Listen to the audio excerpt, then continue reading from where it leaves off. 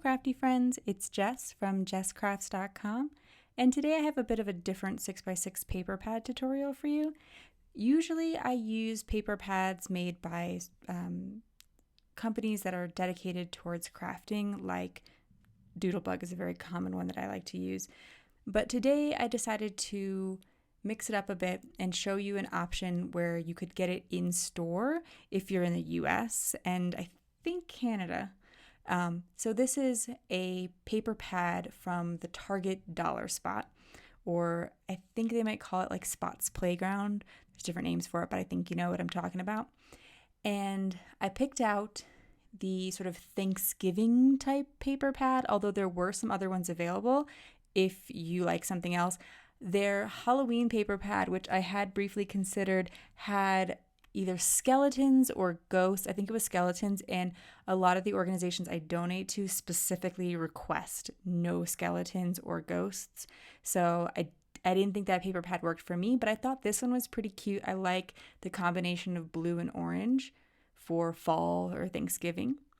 And so I decided to give it a shot because I thought it might be helpful to see that, you know, if you don't like to order online for whatever reason, or you don't have a lot of budget right now, which I know is true for many people, you can still make a lot of pretty cards, combining it with some supplies you already have on hand and just a small amount of new things. So then my new materials for this project is just $3 because I have the paper pad, which has 14 sheets, and that was $1. Then I have this pack of 8 glitter sheets, also $1. It's excellent glitter paper, it doesn't rub off at all.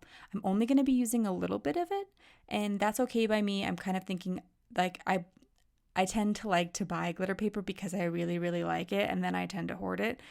So maybe I should have used a bit more, but I just wanted to give myself a few more options because there are only 4 pattern paper options in the pad. And then I also bought these epoxy pumpkin stickers. There were embellishments of other kinds. There were stickers that were more suited to the Halloween pad. There were stamps and some other options. I will be pulling a stamp set from my personal collection. And I figure since most people who are watching this are probably already card makers, they might have a stamp set that would work well. If you don't, though, then you probably could pick up something right there as well for an additional $1. I noticed that there's different number of each paper. So because there's 14, that doesn't evenly divide by 4. So this paper, there's 3 pumpkins and then 3 of the words. So I thought I will try to combine them together so that there's less likely to be scraps as I make the same card with each of them. So like for instance, this first design, I'm going to make 3 of it because there are 3 pumpkin papers and 3 of the word papers. And I will be using that throughout the video where even though I'm making a bunch of cards, they're not all unique designs. As always, with my 6x6 paper pad tutorials, there will be a blog post that coordinates, and you'll see a still picture of each card and the exact measurements. I use some die sets that I own because I'm a card maker and I already have these on hand, but I specifically picked rectangle dies and circle dies because if you don't have dies in your collection, you could still cut the same sizes and you could recreate the cards. You just wouldn't have the little stitching detail that goes around the edge. So the rectangles have like 2 wavy lines of stitching, the rectangle set I picked, and the circle set I picked has just plain 1 line of stitching around the edge. Just a little something because these papers, they're a little thinner, they're a little maybe more basic in some ways. It just adds a touch of something. It also adds some more time to be a little bit more detailed like this, but that was fine by me because, again, it's a smaller paper pad, so I could use it all up without getting tired of it, for one, because that does happen to me sometimes where I'm like, ugh, do I have to use more and more of this paper, especially when you're creating them all in a row. But also, it wouldn't take as long to use up the whole paper pad. So it felt really good to purchase a paper pad and use it up within like days of buying it and have a bunch of cards ready to go for the fall season. So the stamp set I'm pulling in is from Sunny Studio, and it will be linked, but I really just encourage you to pick any sentiment set in your collection. What I think is great about these being sort of just general fall papers is that you can basically make some thank you cards out of them, and that would be well suited towards the season. So I think I actually wind up using 4 of the 5 sentiments in the stamp set, which was kind of nice because, as a card maker, I'll buy a set and I'll have 1 or 2 ideas for it, use it a few times, and then it kind of sits there even though I really like it. And so when I'm able to pull a stamp set into a 6x6 paper pad tutorial, then it works out in terms of getting to use it, feeling like I used it a bunch of times because I tend to make a bunch of cards at once.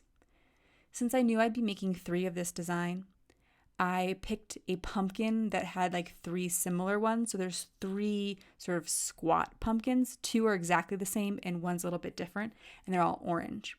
There are I think 3 white pumpkins in the sticker set, and then 2 uniquely colored ones. One that's a sort of greenish and yellowy, and then one that's a blue. So I kind of try to keep that in mind as I created, because if I'm trying to make the same card, I kind of want to think about how will I still get to use them all up. So here, after I die cut out those 2 circles for my first card, I was left with enough to make these strips. So basically they're about 2-inch strips. And when I die cut the background of those pumpkin ones, I was also left with a little less than a 2-inch strip. And so here what I'm going to do is I want to make a larger piece of paper. So I want it to be about 4.5 by 6. So I'm kind of piecing all of these scraps together. So I'm taking 2 of the green pieces and putting this, or covering the seam between them with a pumpkin. And then I'm going to take the 2 pumpkins and cover it with the seam of the green piece. And this is going to use up the scrap. So even though I had 3 of each scrap, I'm able to make 2 cards from that, and sort of make my own new backgrounds. And then I'll die cut them with the same rectangle die. Again, just adding a little bit of interest, and I think because this pattern paper is a little bit thinner and maybe a little more simpler in terms of its design, I didn't want it, I wanted to use a decent amount on each card. I didn't want to leave as much white space as I might in some other designs or in other videos. So I decided I wanted to add some of the glitter paper.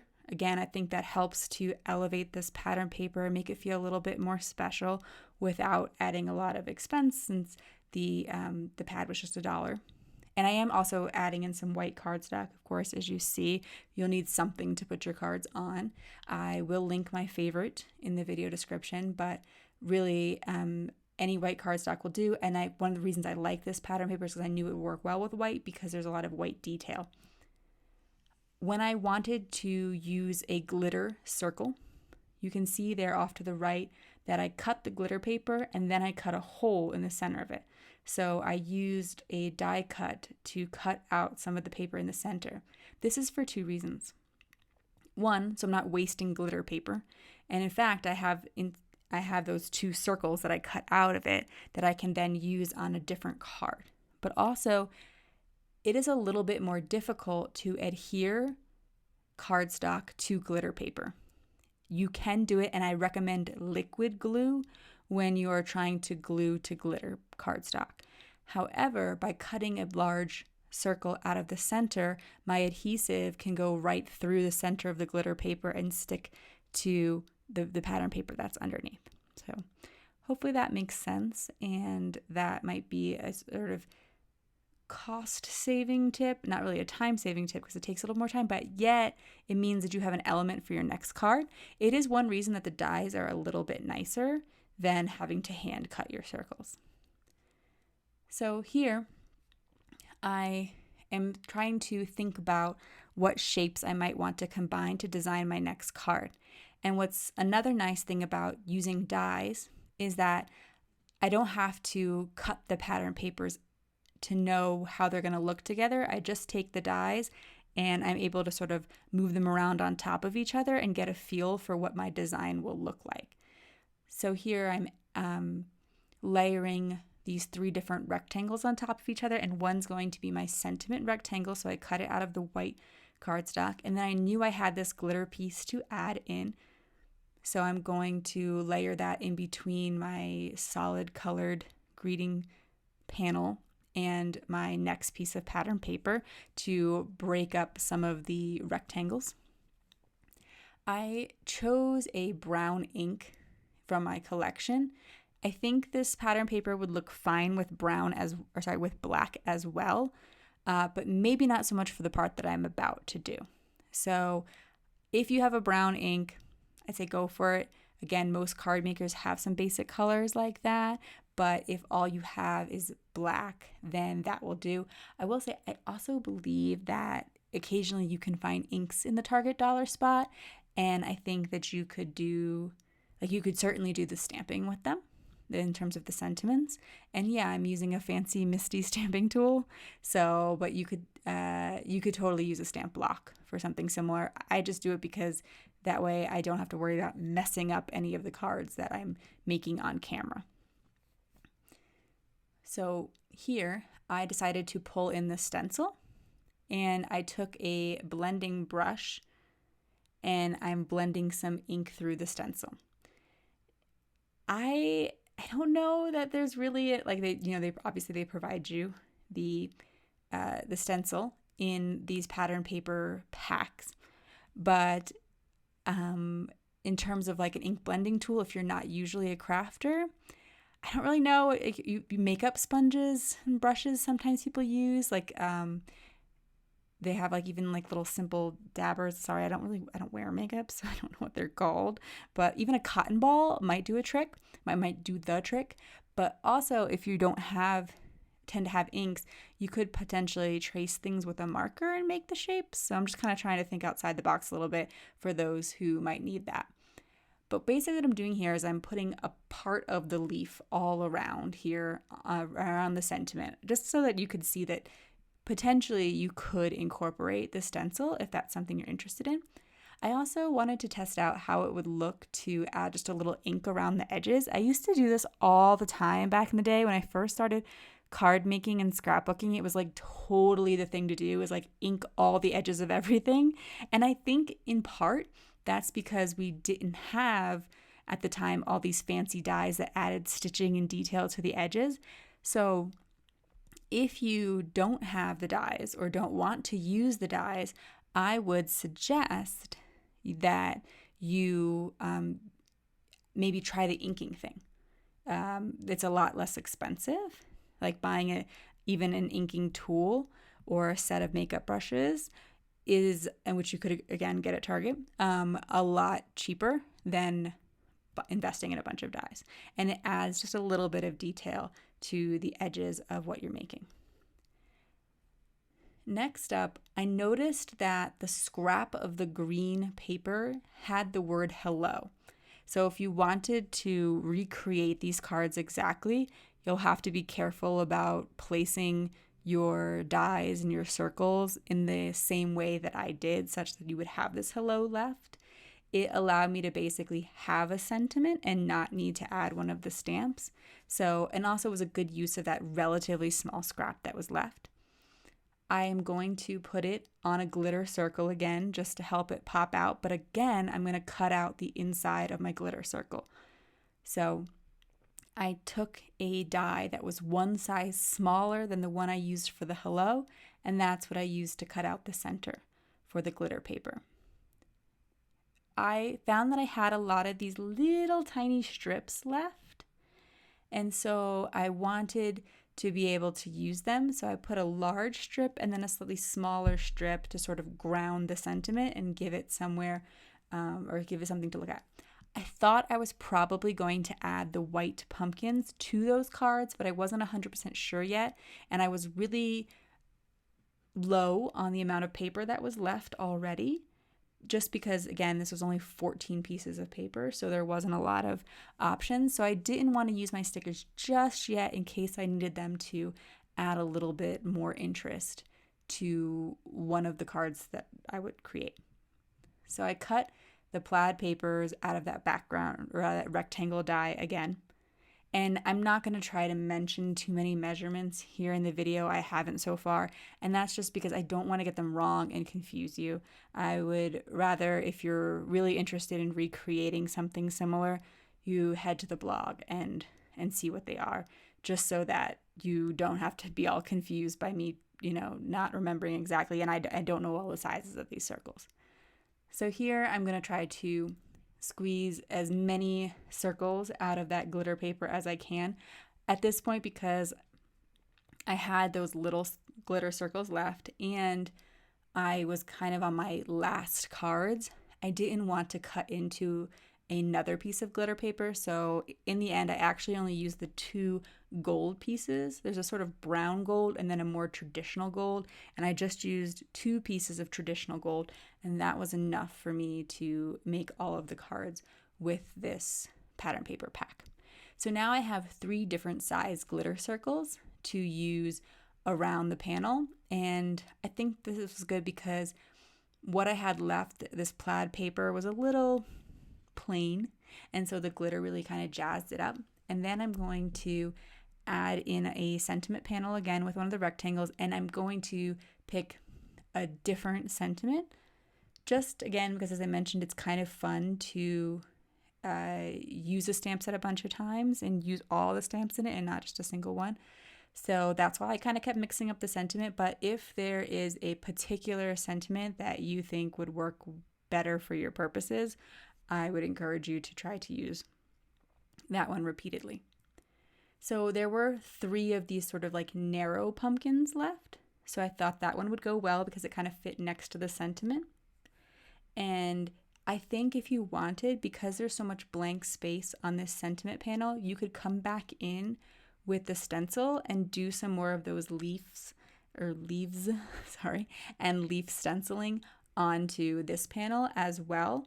I thought it might look a little busy just because at this point I had already decided to add so much glitter.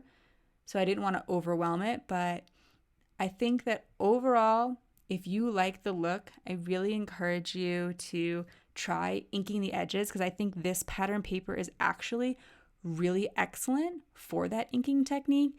And I think that if you go ahead and you look at the still pictures, I'll show you what I did. That one card that I added inking to, the second card I didn't, and you can that helps you to see what the inking adds to the card.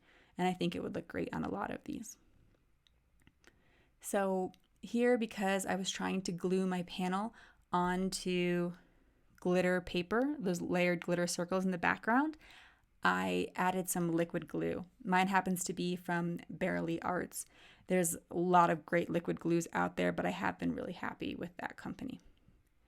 So this is my last card, my scrap card that I often have to make at the end of any 6x6 paper pad tutorial, where I am really trying to use up as many things as I can before I take the very last scraps, and I tend to add them to the inside of cards. So I had 3 strips of varying sizes, and again, I could basically sort of piece them together to make it look like I had one big background paper, but I don't actually. So I'm using this mat that I'm working on, since it has measurements, to make sure that my paper is going to be wider than my die as I tape them together. And then after they're taped together, I of course just trim it out with the die. If you are not using the dies, you can adhere your pattern paper together so that it's the size that you're looking for in the end, and then you don't have to worry about any additional trimming. I had 3 pieces of the glitter left. I honestly right now do not remember why I have those left, but they were there. So again, to me, that's just scraps. It's probably because I was just trying to cut as much as I possibly could out of those glitter pieces. And so I'm going to layer them around the sentiment, and I'm having my rectangle panel, my sentiment panel, hang off the side of the card. but I was able to tape it down and then trim it off. I find that works better for me than trying to measure things exactly. So I'll just glue it down where I like it, flip the paper over, and cut it off. So I only made 2 of that last card, so I only used 2 of those sort of skinny side pumpkins. And I kind of remember, okay, well, I'm going to go back and I want to add these white pumpkins to these hello cards. That was kind of always my plan. So I had 2 pumpkins left, and I added those to that scrap card. Usually I would add things in odd numbers. I would add 1 or 3 or 5 of something, but I had 2 left and I didn't want them to go to waste. So now I'm going to show you all of the cards that I created, and you see there's many duplicates. And again, you can head over to the blog to see the still pictures and to know specifically what I made. But I hope that this was helpful for you to see. Oh, sorry. Here I'm going to go in and I take all those little leftover bits of pattern paper and I just glue them to the bottom of the cards so that there's just a little pop of something on the inside. And of course, I will write messages inside the cards. And you see that's all that is left of that pattern paper and all that's left of the 2 glitter sheets. There's no stickers left. I do, of course, have all of that glitter paper left, but I'm totally fine with that. So anyway, I hope that this paper pad tutorial was helpful to you and helped you think about some other supplies out there in the world that maybe would work well for you. Thank you so much for watching. I appreciate you taking this time. Please leave me a comment with which of the cards was your favorite, and I will link all the products I used in the video description below, except for, of course, things that you have to go in store to get. And I'll also leave you some links at the end to some other paper pad tutorials that you might enjoy watching. Thank you so much. Have an awesome day. Bye.